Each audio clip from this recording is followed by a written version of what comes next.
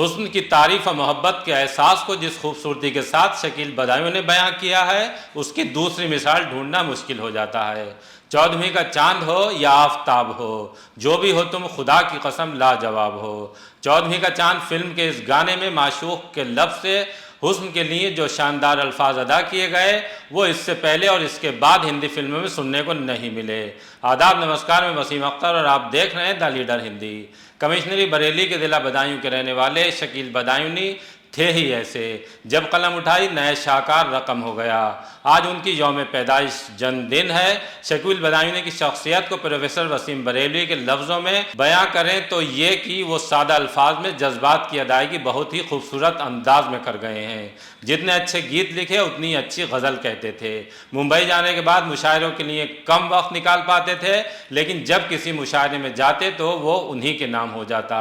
ایسے ہی باندہ کے ایک مشاعرے میں پروفیسر وسیم بریلوی کی شکیل بدایوں سے ملاقات ہوئی۔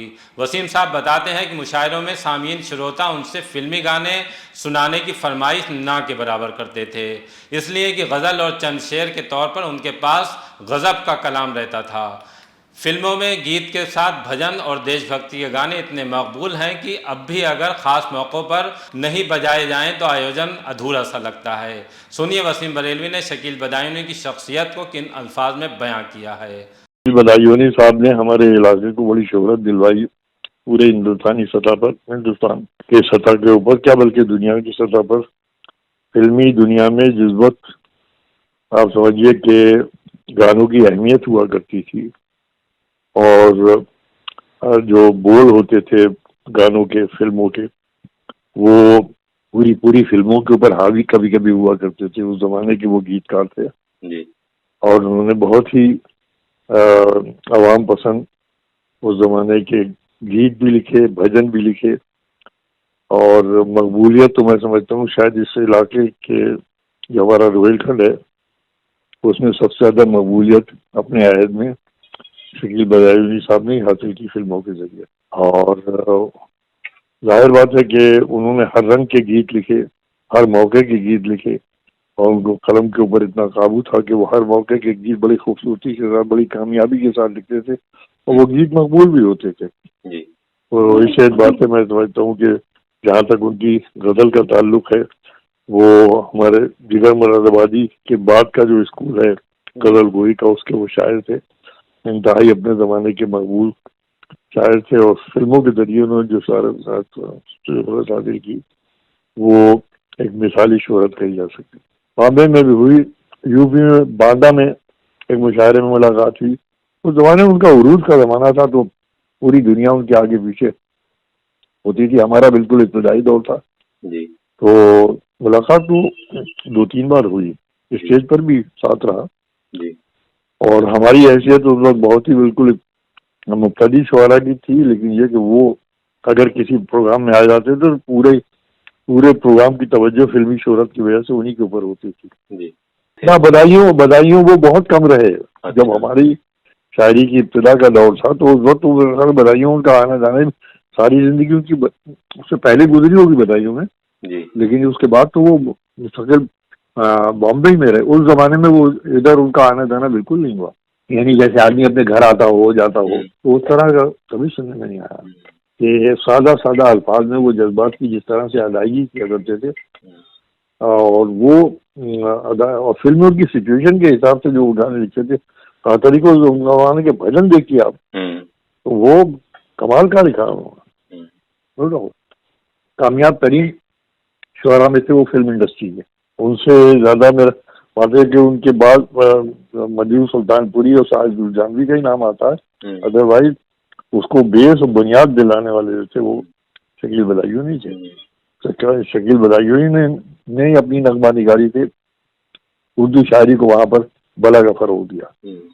جو ان کے دور کی فلموں میں جن میں لکھا ہے انہوں نے کتنا معنی خیز انداز میں لکھا ہے، اور کیسا یادگار ہے کہ وہ کوئی بہت ہی باصلاحیت آدمی ایسا کر سکتا ہے۔ ظاہر بات ہے، مطلب یہ کہ وہ جس نسل کے اور جس دور کے شاعر تھے، اس وقت غزل کی روایت جو تھی وہ اپنی روایتی پاسداریوں کی وجہ سے بہت ہی مشہور تھی، یعنی جو اس کے اسالیب تھے, جو اس کے طور طریقے تھے, جو بیان کا طریقہ تھا, اور محبت اور اس کو بھی بیان کرنا تو ان تمام قدروں کے ساتھ, ان سارے ویلیو سسٹم کے ساتھ جس کے اندر ان دور کے شعراء کی پرورش ہوئی تھی. تو اس اعتبار سے بھی آپ دیکھیے کہیں پر بھی ان کے ہاں بہت ہی رکھ رکھاؤ والا انداز ملتا ہے ہر سچویشن کو بیان کرنے کی. کہ اس میں جب آئے تھے باندھا میں تو سارا پوسٹر سے لے کر, پوسٹر میں بھی ان کا نام تو نمایاں تھا ہی, مطلب, اور اس کے بعد پھر پبلک میں وہ بھی برابر انہی کا چرچا, انہی کے اوپر سارا فوکس کیا ہوا. تو ان میں کوئی شک نہیں کہ فلمی شہرت جو تھی اور اس نے ان کو بہت مقبول بنایا تھا. دیکھیے وہ بہت لیے رہتے تھے اور بہت بامذاق آدمی تھے. مطلب کہ شعر و ادب کے مطلب یہ تو الگ تھا کہ وہ شاعر تو تھے ہی, اپنے زمانے کے مقبول ترین شعراء میں سے تھے, لیکن اس کے علاوہ وہ شیروانی پہنتے تھے, میں نے دیکھا ہے. اور جو گفتگو کا ان کا انداز تھا اپنے ہم عمر لوگوں سے, چھوٹوں کی بات تو الگ ہے, لیکن ہم عمر لوگوں سے اور بڑوں سے وہ بڑا مطلب یہ مہذب انداز تھا.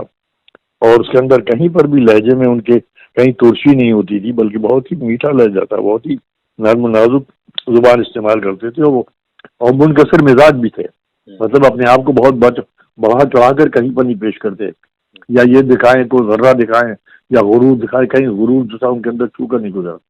شکیل بدایونی کے بارے میں تھوڑا اور جان لیتے ہیں. بدایوں کے محلہ سوچا میں 3 اگست 1916 کو پیدا ہوئے. 1936 میں پڑھائی کے لیے علی گڑھ مسلم یونیورسٹی چلے گئے. یہیں سے وہ کالج کے مشاعروں میں بھاگ لینے لگے. 1940 میں شادی کے بعد دلی میں سپلائی آفیسر بطور تعینات ہوئے. 1946 میں زندگی کا ٹرننگ پوائنٹ آیا. دلی کے ایک مشاعرے میں فلم نرماتا AR کاردار سے ملاقات ہوئی اور انہوں نے شاعری سے پربھاوت ہو کر ممبئی بلا لیا. مایا نگری میں جب سنگیتکار نوشاد کے ساتھ جوڑی بنی تو ان کے گیت اور سنگیت کی جگل بندی نے نیا اتہاس رچ دیا. شکیل بدایونی چھا گئے. قریب 100 سپر ہٹ فلموں میں گیت لکھے, جن میں Baiju Bawra, Ganga Jamuna, Mother India, Leader, Udan Khatola, Kohinoor, Mughal Azam اور سنگھرش خاص ہیں. شکیل بدایونی کو لگاتار 3 فلم فیئر ایوارڈ ملے ہیں.